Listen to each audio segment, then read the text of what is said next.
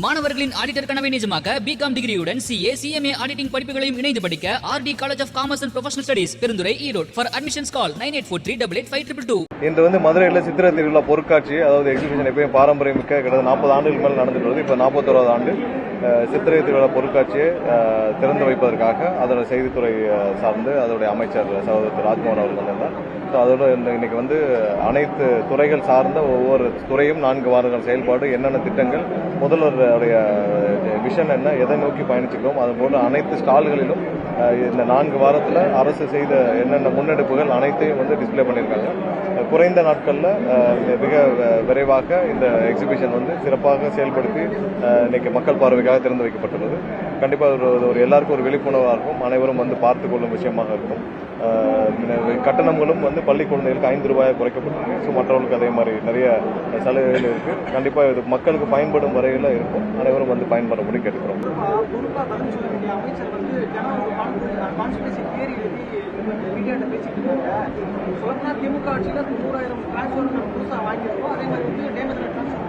யார் சொன்னது? உத்தமர் செந்தில் பாலாஜி. அப்படி சொன்னாதான் உத்தமர் செந்தில் பாலாஜி சொன்னார். அவர் எந்த லட்சணத்துல டிரான்ஸ்ஃபார்மர் வாங்குறான்னு எல்லாருக்குமே தெரியுமா?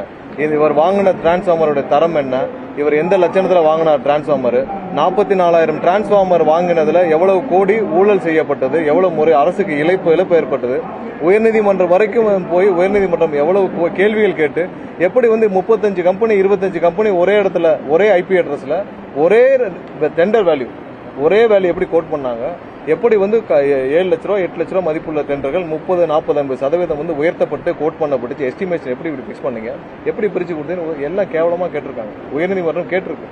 அதன் வாயிலாக இன்னைக்கு சிபிஐ இதுக்கு விசாரணைக்கு உத்தரவிடப்பட்டது. ஸோ அவர்லாம் இந்த துறையை பத்தி பேச வேண்டிய அவசியம் இல்லை. அவர் போன துறையில ஏதாவது கேஸ் வாங்காம வந்திருக்காரா? இதுக்கு முன்னாடி போக்குவரத்து துறையில இருந்தார்ல, போக்குவரத்து துறையில இவ்வளவு பேருக்கு, அதாவது இன்னைக்கு எத்தனை ஆயிரக்கணக்கான பேருக்கிட்ட வேலை வாங்கி தருவதாக ஏமாற்றி வழக்குகள் இருக்கு. அந்த வழக்கை எவ்வளவு மோசமா 4 வழக்கை 1 வழக்காக்கி எல்லா வழிகளையும் அதை அடைத்து ஏற்கனவே 2 வருஷம் சிறையில் இருந்து மீண்டும் அந்த வழக்கை நடைபெறாத வகையில் பல பெட்டிஷனை போட்டு இன்னமும் அதுல ஹேங் ஓவர் பண்ணிட்டு இருக்கிறாரு. இவ்வளவு பேருகிட்ட வசூலிச்சு ஜாப் ராக்கெட் கேஸ்ன்றது இருக்கிற கேவலமான கேஸ். எவ்வளவு பேர் நீங்க பணம் வாங்கி எவ்வளவு பேர் நீங்க ஏமாத்திருக்கீங்க, அவ்வளவு பேருக்கு வேலை வாங்கி தரேன்னு ஏமாத்திருக்கீங்க. அதுக்கான அனைத்து ஆதாரங்களோட பிடிபட்டு இன்னைக்கு சிபிஐல அதையும் இன்னைக்கு இங்க கிரைம் பிரான்ச்ல விசாரணை நடந்துட்டு இருக்கு. டிரான்ஸ்ஃபார்மர் கேஸ் சிபிஐ இருக்கு. எந்த துறையில போனாலும் அவர் உத்தமர் செந்தில் பாலாஜி போன துறையிலிருந்து அந்த துறை மீண்டு வருவதே பெரிய கஷ்டமா இருக்கு. போக்குவரத்து துறை அவர் என்னைக்கு போனாரோ அன்னைக்கூட அந்த போக்குவரத்து துறை நிலைமை என்ன ஆச்சுன்னு தெரியும். இது வரைக்கும் பாதி பேர் அந்த துறையோட ஒவ்வொரு நாளும் அதோட அழிவை பார்த்துட்டு இருக்கோம். மின்சாரத்துறையில நாங்கள் விரைவாக வெள்ளை அறிக்கை வெளியிடுவோம். கடந்த 5 ஆண்டுகள் என்ன செய்யப்பட்டது, அதுக்கு முன்னாடி 10 ஆண்டுகள் என்ன செஞ்சாங்க, எவ்வளவு எக்யூப்மெண்ட்ஸ் ப்ரொக்யூர் பண்ணாங்க, அதுக்கு முன்னாடி எவ்வளவு ப்ரொக்யூர் பண்ணாங்க, எவ்வளவு சப்ஸ்டேஷன்ஸ் இவங்க உருவாக்கப்பட்டுச்சு, அதுக்கு முன்னாடி எவ்வளவு சப்ஸ்டேஷன்ஸ் உருவாக்கியிருந்தாங்க, என்னென்ன வகையாக இவர்கள் இந்த துறையில யாருக்கும் அரசுக்கு இழப்பு எந்தெந்த வகையில் ஏற்படுத்தினாங்க. ஒன்றும் இல்லை, ரெனியூபிள் எனர்ஜி நம்ம தான் 90களிலே முதல்ல ரெனியூபிள் எனர்ஜி சோலாரு விண்டு அதிகமாக அப்போ முதல்ல கொண்டு வரப்பட்டது தமிழகத்தில் தான். இன்னைக்கு தமிழகம் அந்த துறையில் எவ்வளோ கீழே இருக்கு. இன்னைக்கு ரெனியூபிள் எனர்ஜியில் நம்ம தான் ரொம்ப மோசமான அளவில் இன்வெஸ்ட்மெண்ட்ஸ் இருக்கு. என்ன காரணம்? இவர்கள் சார்ந்த ஆட்கள் ஒரு 4-5 குடும்பங்கள் மட்டும் பயன்பெறும் வகையில், 4-5 தனிநபர் பயன்பெறும் வகையில் ஒரு லாபி அமைச்சு யாருமே உள்ள போய் நீங்க சோலார்ல போய் நீங்க அப்ளிகேஷன் கொடுக்கறதுனால எத்தனை லட்சம் ஊருக்கே தெரியும். அன்னைக்கு நாங்கள் வெண்டர் மேனேஜ்மெண்ட் மீட்டிங் கொடுத்தோம். அனைத்து இன்வெஸ்டர்ஸையும் கூப்பிட்டு பேசியிருந்தோம். இன்வெஸ்டர்ஸ் எல்லாம் என்ன சொன்னாங்க, எங்களுக்கு உள்ள போய் அப்ளிகேஷன் கொடுக்கறதுனால 4-5 தனிநபர்கள் 4-5 புரோக்கரை நாங்கள் சந்திக்காமல் நாங்கள் அப்ளிகேஷனே உள்ள போகாது. ஒரு மெகாவாட்டுக்கு இத்தனை லட்சம், 25 லட்சம் 30 லட்சம் வாங்கிட்டு தான் ஒரு மெகாவாட் அப்ளிகேஷன் உள்ள போகும். அப்புறம் எப்படி இன்வெஸ்ட்மெண்ட் வரும்? எப்படி நீங்க தரமான இன்வெஸ்ட்மெண்ட்ஸ் உள்ள வரும்? நீங்க சோலார்னு போனா ரியல் எஸ்டேட்ல இருந்து 300-400 ஏக்கரை ஒரு புரோக்கர் வாங்கி வச்சிருப்பாரு. அந்த புரோக்கர்கிட்ட போய் நீங்க லேண்டையும் வாங்கணும், அங்க போய் அவங்ககிட்ட தான் அப்ளிகேஷனும் கொடுக்கணும். அவங்க மூலியமா நீங்க கமிஷனிங்கும் பண்ண முடியும். அவங்க மூலியமா அவங்க தான் அக்ரிகேட்டராகவும் இருப்பாங்க. அவங்க தான் ஒரு சின்ன மினி சப்ஸ்டேஷன் வச்சிருப்பாங்க. அவங்க மூலியமா தான் நீங்க கமிஷனும் பண்ணணும். ஸோ ஒரு சாதாரணமா ஒருத்தர் போய் இன்வெஸ்ட் பண்ணோம்னா இத்தனை புரோக்கர்களை தாண்டி இன்வெஸ்ட் பண்ண வேண்டிய சூழ்நிலை தமிழ்நாடு மின்சார வாரியத்தின் ரெனியூபிள் எனர்ஜி எல்லா இடத்தையும் சீரமைச்சிட்டு வரும். கண்டிப்பா மக்களுக்கு தெரிவிப்போம் இந்த துறை எவ்வளவு மோசமா இருக்குன்னு. எதுக்கு இந்த 5 வருஷத்துல எத்தனை பேர் நீங்க வேலைக்கு எடுத்தீங்க? 70,000 பேர்கிட்ட நீங்க வந்து வேக்கன்ட் இருக்கு. எத்தனாயிரம் பேரை வேலைக்கு எடுத்தீங்க? எவ்வளவு பேரை வேலைக்கு எடுத்தீங்க?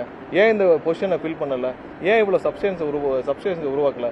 ஏன் ரெனியூபிள் எனர்ஜில இவ்வளவு தடைகளை மீறி இத்தனை புரோக்கர்களோட எதுக்கு செயல்படுச்சு? அதனால தான் இன்னைக்கு வந்து உடுமலைப்பேட்டில் இருக்கிற சென்டரையும் திருநெல்வேலியில் இருக்கிற சென்டரையும் ஏன் க்ளோஸ் பண்ணோம்? அனைத்தும் முறைகேடு நடைபெறதுக்காக ஒரு சென்டரை உருவாக்கி அதன் மூலியமாக தான் அனைத்து அப்ளிகேஷனும் பெறப்பட்டுச்சு. ஸோ அதை மாற்றி அமைக்கிறதுக்காக அந்த 2 சென்டரையும் க்ளோஸ் பண்ணிருக்கோம். பல முன்னெடுப்புகள் இந்த 4 வாரத்தில் நடத்தப்பட்டிருக்கு. இந்த மாதிரியான டிரான்ஸ்ஃபார்மர் முறைகேடுகளில் எப்படி எஸ்டிமேஷன் தவறு நடந்துச்சு அது மாதிரியான தவறுகள் இனி அந்த துறை நடக்காத வகையில் அந்த டெண்டர் எஸ்டிமேஷன் பாலிசியே மாற்றிருக்கோம். அனைத்து பாலிசி லெவல் டெசிஷன்ஸே நாங்கள் நிறைய மாற்றிருக்கோம். கிரீனில் எதுக்காக எல்லா அப்ளிகேஷன் நிறுத்தி வச்சிருக்கோம். எல்லா அப்ளிகேஷன் நிறுத்தி வச்சு இனிமேல் டிரான்ஸ்பரண்டாக கொடுக்க போகிறோம். யாரும் போய் எந்த புரோக்கரையும் பார்த்து நீங்கள் 25 லட்சம் 30 லட்சம் கொடுத்துட்டுலாம் வாங்க வேண்டிய தேவையில்லை. யார் இன்வெஸ்ட் பண்ண நினைக்கிறாங்களோ அவங்களுக்கு ஓப்பன் அப் பண்ணோம். இன்னும் ஒரு சில நாட்களில் அதோட டெஸ்டிங் போயிட்டு இருக்கு. நம்ம லான்ச் பண்ண போகிறோம். எங்கெங்கெல்லாம் இந்த துறை எவ்வளவு மோசமாக சீர்கேடு பண்ண முடியுமோ அவ்வளோ மோசமாக சீர்கேடு பண்ணியிருந்தார்கள். ஏன் இப்போ எதுக்கு தேவையில்லாமல் செந்தில் பாலாஜி தேவையில்லாமல் ஆஜராகிட்டு இருக்காரு? இதோடைய முன்னாடி இருந்த அமைச்சர் வந்து சிவசங்கர் தானா? ஏன் சிவசங்கர் ஆஜராகல? சிவசங்கரன் வந்து ரப்பர் ஸ்டாம்ப். முன்னாடி வந்து அவருக்கு என்னத்தை கையெழுத்து போட்டோம்னே தெரியாது. சிவசங்கரை கூப்பிட்டு வச்சு கடந்த 2 வருஷமா நீங்க வந்து இருந்தீங்களே, அமைச்சராக இருந்தீங்களே மின்சாரத்துறைக்கு, உங்களுக்கு பதில் செந்தில் பாலாஜி வந்து பதில் சொல்லிட்டு இருக்கிறாரு. அவர் எதுக்காக பதில் சொல்லலாம்னு கேட்டு பாருங்க. சிவசங்கரன் ரப்பர் ஸ்டாம்பா தான் இருந்தார். அவர் எதில் கையெழுத்து போட சொல்றாங்களோ கையெழுத்து போட்டு பேசாமல் இருப்பார். அந்த துறையை மறைமுகமாக நடத்திட்டு இருந்ததே செந்தில் பாலாஜி தான். செந்தில் பாலாஜி அவர் தம்பி அசோக்கு இன்னொரு நாங்கள் ரீசெண்டாக சஸ்பெண்ட் பண்ணாங்க ஒரு சில புரோக்கர்கள் தான் சேர்ந்து. ஸோ அதனால இந்த துறையை எவ்வளவு மோசமாக கொண்டு போக முடியும் கொண்டு போனா இவரையே இப்போ ஆஜராகிறாரு. நீ தான் இந்த துறையுடைய அமைச்சர் இல்லைல்ல, நீங்க எதுக்கு இப்போ ஆஜராறீங்க? உங்களுக்கு எதுக்கு என்ன சம்பந்தம் இருக்கு? அதனால இந்த துறையை மறைமுகமாக இவ்வளவு மோசமாக கொண்டு போனதுக்கு முக்கிய காரணமே செந்தில் பாலாஜி தான். இந்த துறையோட கரண்ட் நிலைமை நாங்கள் கண்டிப்பாக பப்ளிஷ் பண்ணுவோம். இதை மீட்டெடுக்க முயற்சிகளை முழு வீச்சில் முதல்வருடைய உத்தரவின் பேரில் பண்ணிட்டு இருக்கோம். எவ்வளவு ப்ரொக்யூர்மெண்ட் பண்ணணும், எவ்வளவு சப்ஸ்டேஷன்ஸ் உருவாக்கணும். இப்போ இருக்கிற லோடு கெப்பாசிட்டியில் நம்ம வந்து இன்னொரு 10-12 வருஷத்துக்கு முன்னாடி எவ்வளவு தேவை அது அளவுக்கு தான் இன்ஃப்ராஸ்ட்ரக்சர் இருக்கு. இன்னைக்கு எவ்வளவு சப்ஸ்டேஷன், இன்னைக்கு கிட்டத்தட்ட எவ்வளவு சப்ஸ்டேஷன் தேவை, ஏன் நம்ம அந்த 5 வருஷத்துல எந்த முன்னாடிக்குள்ள எவ்வளவு பண்ணிருக்கோம் எல்லாத்தையும் நாங்கள் கணக்கெடுத்துட்டு இருக்கோம்.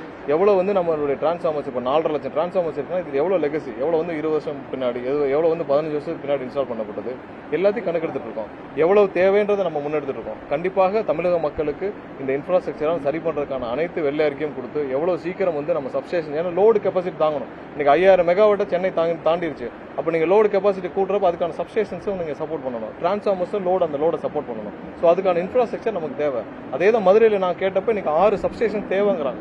ஸோ அதுக்கான இடங்களை ஐடென்டிஃபை பண்ணி உடனடியாக கொண்டு வரக்கான வேலை இது மாதிரி எல்லா இடத்துலையும் தமிழகம் முழுவதும் கணக்கெடுப்பு பணிகள் கடந்த 1 வாரமாக நடந்துட்டு இருக்கு. இந்த 1 வாரத்தில் எங்கெங்கெல்லாம் சப்ஸ்டேஷன் தேவை, எங்க லோடு தேவைன்ற எடுத்திருக்கோம். எங்கெங்கெல்லாம் லோடுகள், அதாவது இவர்கள் நிறைய இடத்துல வந்து புரோக்கர்கள் மூலியமாக இந்த சோலார் எனர்ஜி, ரெனியூபிள் எனர்ஜியில் நிறைய லோட்ஸை வந்து மறைமுகம் பிளாக் பண்ணி வச்சிருந்தாங்க.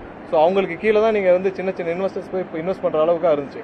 ஸோ அதனால அந்த லோட் ஃப்ளோ ஸ்டடியும் தமிழகம் முழுவதும் நடந்துச்சு. ஸோ அந்த லோட் ஃப்ளோ ஸ்டடியை பார்த்துட்டு தான் இன்னைக்கு வந்து ஒவ்வொரு இடத்துலையும் யார் இன்வெஸ்ட் இன்னைக்கு கமிஷனிங்கே கொடுக்குறோம், சோலார் கமிஷனிங்கே கொடுக்குறோம். ஸோ சோலார் இதில் விண்டில் கமிஷனிங்கே கொடுக்குறோம். ஸோ தெளிவாக சீரமைக்கும் பணிகள் நடந்துட்டு இருக்கு. இதை சீரமைக்காமல் நம்ம வந்து வெளியில போய் நம்ம வந்து கரெக்ஷனே பண்ண முடியாது. ஏன்னா முதல்ல இப்போ ஒவ்வொரு நாளும் எங்கேயுமே டெண்டர் நம்ம நிறுத்தல, டெண்டருடைய பாலிசி தான் மாத்திருக்கோம், டெண்டரோட எஸ்டிமேஷன் பாலிசியை மாத்திருக்கோம், அதாவது வேல்யூ எஸ்டிமேஷன் பாலிசியை மாத்திருக்கோம். ஸோ வேல்யூ எல்லாம் எல்லாத்தையும் சரி பண்ணி பிறகு கண்டிப்பாக அனைத்து டெண்டர்களும் விடப்படும், தவறுகள் நடக்காது. 30% 40% கமிஷன்லாம் எங்கேயும் கிடையாது. தெளிவாக மக்களுக்கான அரசு, மக்களுக்கான பணம், மக்களுக்கான அந்த துறை ஒவ்வொரு இடத்துலையும் சீரமைக்கப்பட்டிருக்கு. கண்டிப்பாக நாங்களும் தெளிவாக சொல்லுவோம் எங்க தவறு நடந்துச்சு, எவ்வளவு தூரம் மக்களுக்கான பணம் மிச்சப்படுத்தப்பட்டிருக்கு, இந்த துறை முன்னாடி எப்படி இருந்துச்சு, இப்போ எதை நோக்கி போயிட்டு இருக்கோம். நாங்கள் கண்டிப்பா வந்து மக்களுக்கு வெள்ளை அறிக்கையாக வெகு விரைவில் அதை வந்து கொடுப்போம். அசஸ்மெண்ட் போயிட்டு இருக்கு, எல்லா ஸ்டாக் அசஸ்மெண்ட் பண்ணிட்டு இருக்கோம். எவ்வளவு ஸ்டாக் இருக்கோ அந்த அசஸ்மெண்ட் பண்ணிருக்கோம். எல்லா துறையும் அதே மாதிரி தான். ஏன்னா 3 வாரங்கள் தான் ஆச்சு, மற்ற அமைச்சர்கள் பொறுப்பேற்று 2 வாரம் தான் ஆச்சு. ஸோ எல்லா இடத்துலையும் ஸ்டாக் அசஸ்மெண்ட், அவங்களோட துறை எப்படி இருக்கு எல்லாம் பார்த்துருக்கோம். மின்சாரத்துறையில் எல்லா அசஸ்மெண்ட்டும் பண்ணிட்டு இருக்கோம். எவ்வளவு இருக்கு, எவ்வளவு சப்ஸ்டேஷன் தேவை, எவ்வளவு பவர் தேவை, இன்னும் 2 வருஷத்துக்கு நம்மளுடைய ப்ரொஜெக்ஷன் என்ன இருக்கு, ஸோ அதுக்கு என்ன தேவைப்படுது, இதெல்லாம் நம்ம கணக்கிட்டு இருக்கோம். ஸோ இதெல்லாம் கணக்கிட்டு கண்டிப்பாக தெளிவுபடுத்தி இந்த நிலைமையில் இருக்கோம், இதை நம்ம ரீச் பண்றதுக்கு என்ன பண்ண போறோம், இதெல்லாம் நம்ம கண்டிப்பாக தெளிவுபடுத்தி தான் நம்ம அடுத்த கடந்து போவோம். இப்போதைக்கு நம்மளுடைய மேனுவல் எஃபர்ட், அதாவது எங்கெங்கெல்லாம் வந்து இந்த லோடை தாங்க முடியாம ஒரு சில பேருடைய நடவடிக்கையால எங்கெல்லாம் வந்து பவர் ஃபெயிலியர் இருந்தோ அதை சீக்கிரம் சரி பண்றதுக்கான அதிகபட்ச மேனுவல் எஃபர்ட்டை போட்டிருக்கோம், அதிகரிச்சிருக்கோம். ஸோ 500 பேர் வந்து நம்ம இப்போ சென்னையில் மட்டும் ரோந்து பணிகள் ஈடுபடுத்தியிருக்கோம். 125 குழுக்களை வைத்து ஒரு குழுக்கு 4 பேர் அன்னைக்கே நம்ம போட்டிருந்தோம். அந்த லிஸ்ட்டையும் பப்ளிஷ் பண்ணியிருக்கோம். அதை கண்காணிக்க உயர்மட்ட குழு, இது மாதிரி ஒவ்வொரு இடத்துலையும் பண்ணியிருக்கோம். கடந்த 4 நாட்களில் பார்த்துருப்பீங்க எங்கெங்கெல்லாம் வந்து பவர் ஃபெயிலியர்ஸ் நடக்குது அது உடனே சரி பண்ற வேலைகளை நம்ம பண்ணியிருப்பாங்க. நம்ம டெய்லி அதையும் பப்ளிஷ் பண்ணிட்டு வரோம். எவ்வளோ நேரம் ஆகுது, எந்த நேரத்தில் ஒரு விரைவாக வந்து அந்த பவர் ஃபெயிலியர் சரி பண்ணப்படுதுன்னு கண்டிப்பாக இன்னும் வந்து அந்த கண்காணிப்பு அதிகரிக்கப்படும். தேவைப்பட்டால் இன்னும் அதிகமான நபர்கள் பண்ண முடியும். இப்போதைக்கு அதை வைத்து தான் நம்ம பவர் ஃபெயிலியர்ஸை கண்ட்ரோல் பண்ண முடியும். ஏன்னா நம்மளோட இன்ஃப்ராஸ்ட்ரக்சர் சரியா இல்லை. ஸோ இன்ஃப்ராஸ்ட்ரக்சரே பேரலாக நம்ம சரி செய்கிற பணிகளும் மேற்கொள்வோம். இல்லை, அதில் எந்த தவறும் இல்லை. அதை இன்றைக்கே வந்து மின்சார வாரியத்தில் ஒரு சில பேர் வந்து சமூக வளத்தை தவறாக அதை பதிவு பண்ணியிருந்தாங்க. அதுக்கான கிளாரிஃபிகேஷனும் நமக்கு மின்சார வாரியத்துலேருந்து கொடுத்துருக்கோம். அந்த 500 யூனிட் வரை அந்த 200 அதை நம்ம கிளியராக கிளாரிஃபை பண்ணியிருக்கோம். நிறைய பேர் சமூக வளத்தில் தவறாக பதிவு பண்ணியிருந்தாங்க. அதை உடனே வந்து நம்ம ஐடென்டிஃபை பண்ணி அந்த நபர்களுக்கே வந்து இது நீங்கள் போட்டிருக்கிற செய்தி தப்புன்னு சொல்லி போட்டிருக்கோம். முதல்ல குறிப்பிட்டது போல் 200 யூனிட் கண்டிப்பாக புரியும்.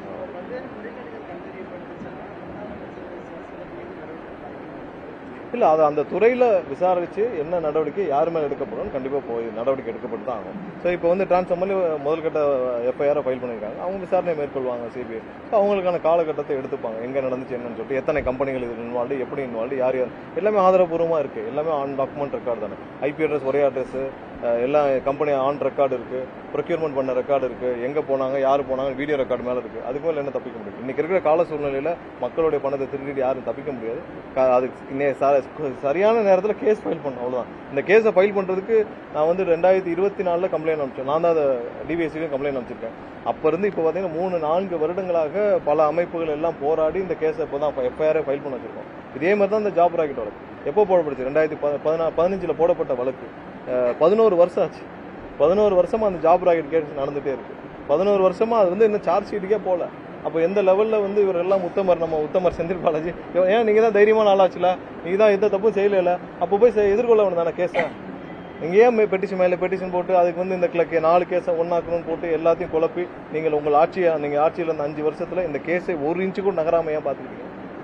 எல்லா வகையிலையும் இந்த கேஸை முடக்குனீங்களா? உச்சநீதிமன்றம் தலையிட்டு அதை திரும்ப கொண்டு வந்தாங்க. யாராவது போய் பணம் வாங்கி லஞ்சம் வாங்கின கேஸில் அவுட் ஆஃப் கோர்ட் செட்டில்மெண்ட் போட்டுருக்கீங்களா? அது போன பிறகு தான் உச்சநீதிமன்றம் தலையிடுச்சு.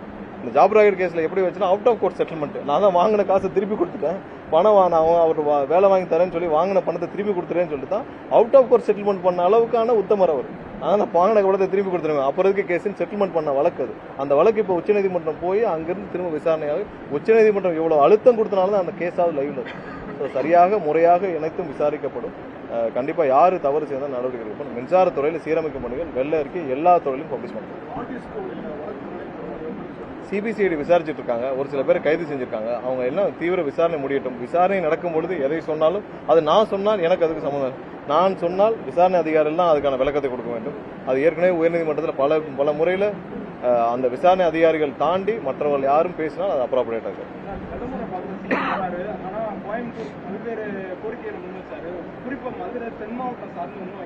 இல்ல, பிரதமரிடம் என்ன மாதிரியான, அதாவது பொதுவான தமிழகத்துக்கு தேவையான விஷயங்கள் சொன்னாதான் அது வந்து சரியா இருக்கும். என்னென்ன தேவையோ அது வந்து எதெல்லாம் நமக்கு இஷ்யூவா இருக்கோ, எதெல்லாம் பிரச்சனையாக மீனவர் சம்பந்தப்பட்ட விஷயங்கள் என்னென்ன பிரச்சனையா இருக்கோ அதெல்லாம் வந்து மேகதாது விஷயங்கள், மீனவர் சம்பந்தப்பட்டது எது தேவையோ அதெல்லாம் கண்டிப்பா கொடுத்துருக்காங்க. எங்கேயுமே யாருமே ஆள் பிடிக்க வேண்டிய வேலையே இல்லைங்க. எதுக்கு இந்த பிரச்சனை வந்துச்சு? ஒன்னே ஒன்று, எங்க அதிமுகவில் திரு ஆர்பி உதயகுமார் அண்ணன் வந்து பேசியிருக்காருன்னு சொல்றீங்க. அவர்கிட்ட போய் ஒன்னே ஒன்று, நீங்க உங்களுடைய பொதுச் செயலாளர் திரு எடப்பாடி பழனிசாமி அவர்களும் திரு ஸ்டாலின் அவர்களும் சேர்ந்து ஆட்சி அமைக்க முயற்சி செய்தார்களா இல்லையா? அதுக்கு மட்டும் பதில் சொல்லுங்க. சரி, 2 பேரும் சேர்ந்து முயற்சி செஞ்சாங்கன்னா எதுக்கு உங்களுடைய எம்எல்ஏக்கள் தவிர்த்து எல்லா உங்களோட நிர்வாகிகளும் விலகிட்டே வராங்க? அவர் மாவட்டத்தில் எவ்வளவு பேர் இன்னைக்கு கட்சியிலிருந்து விலகிருக்காங்க? இன்னைக்கு எல்லா இடத்துலையும் கட்சியிலிருந்து விலகிடுறாங்க. எதுக்கு விலகிறாங்க? இன்னைக்கு திரு எடப்பாடி அவர்களும் திரு ஸ்டாலின் அவர்களும் அவருடைய குடும்பத்தையும் அவருடைய குடும்ப சொத்தையும் மட்டும் காப்பாற்றிக்கொள்ள எந்த முடிவு வேணாலும் எடுக்க தயாரா இருக்காங்க. அப்படிங்கிறப்ப அங்க இருக்கிற மற்ற கட்சி நிர்வாகிகள் அவங்க பின்னாடி எப்படி உழைச்சிட்டு போவாங்க? அவங்க ஒவ்வொருத்தரும் கட்சி பணியை செய்ய வந்திருக்காங்க, மக்களோட வேலை செய்ய வந்திருக்காங்கன்னா அவங்க இந்த 2 குடும்ப சொத்தையும் காப்பாற்ற வந்திருக்காங்க.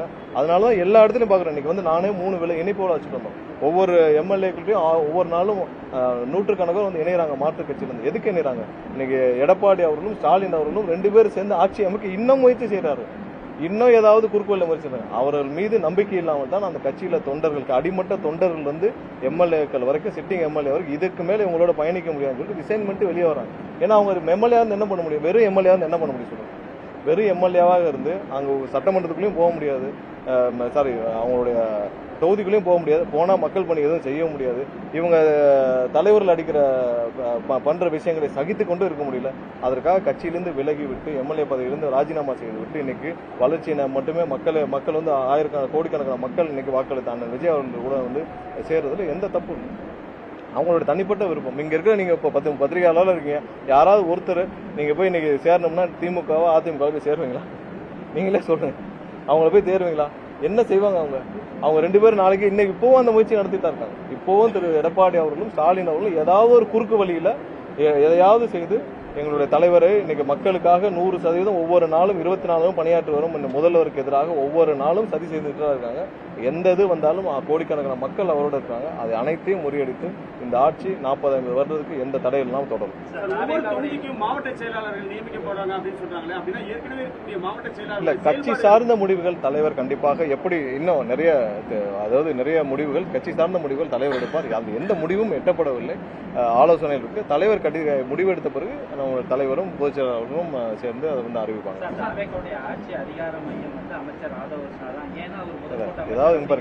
பாருங்க யாராவது இந்த இதுல பேசுறதா பண்ணாங்க. அவங்க யாரும் வந்து முதல்வர் ஏற்கனவே சொன்னது போலதான், முதல்வர் தான் நீங்க வந்து அவர் கொடுக்கும் என்ன மாதிரியான எல்லாருக்கும் வழிகாட்டுதல் பண்றோம் அதை நோக்கி தான் எல்லாரும் வேலை செஞ்சுட்டு இருக்கோம். இதெல்லாம் வந்து எதிர்கட்சி கிளப்புறது. சகோதரர் ஆதவர்ஜன் வந்து அவருடைய அமைச்சகம் அவருடைய கட்சிக்கு என்ன தேவை, கட்சிக்காக என்ன செய்யணுமோ அதை செஞ்சுட்டு இருக்காரு. எதிர்கட்சிகள் அதன் செயல்பாடுகள் மீது கோபம் வரதான். ஏன்னா இன்னைக்கு வந்து கட்சிக்கான வேலையில் கட்சியோட பணிகளை அவர் செஞ்சுட்டு இருக்கப்ப அவர்கள் வந்து தேவையில்லாமல் என்ன கிளப்பிடுறாங்களோ அதற்கெல்லாம் நாங்கள் செவிசாய்க்க வேண்டிய அவசியம் இல்லை. கண்டிப்பாக அனைவரும் முதல்வர் என்ன டைரக்ஷன் கொடுக்குறோம் அதை நோக்கி தான் பயணிச்சுட்டு இருக்கோம். எதிர்கட்சி நான் சொன்னேன் இவங்கெல்லாம் வந்து என்னென்ன இன்னும் வந்து முயற்சி செய்யணும், அதோட முயற்சிகள் தான் இதோடைய தேவையில்லாத போயிடுச்சலாம்.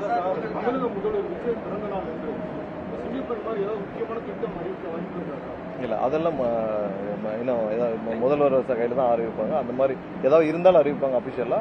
பட் எப்பயும் முதல்வர் எப்படின்னா ரொம்ப எளிமையா இருப்பார்.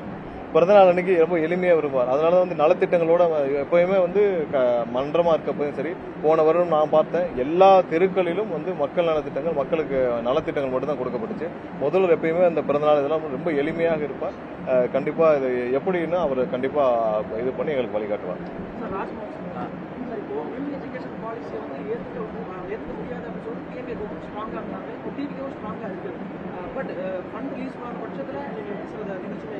இல்ல, இது மாணவர்களுக்கு இழைக்கப்படுகிற அநீதிங்க. மாணவர்களினுடைய எதிர்காலம் கருதி கட்டாயமா அவங்க கொடுக்கணும். அவங்க இத்தனால் தராதையும் சேர்த்து தான் கொடுக்கணும். அதுக்கு சம்பந்தப்பட்ட அதிகாரிகள் மட்டத்தில் பேச்சு சீராய்வு செய்து டெல்லிக்கே சென்று பேசுவதனால தயாராக இருக்கிறோம். பட் எந்த காரணம் கொண்டு இருமொழி கொள்கையை விட்டு தர்றதுக்கு நாங்கள் தயாராக இல்லைங்க.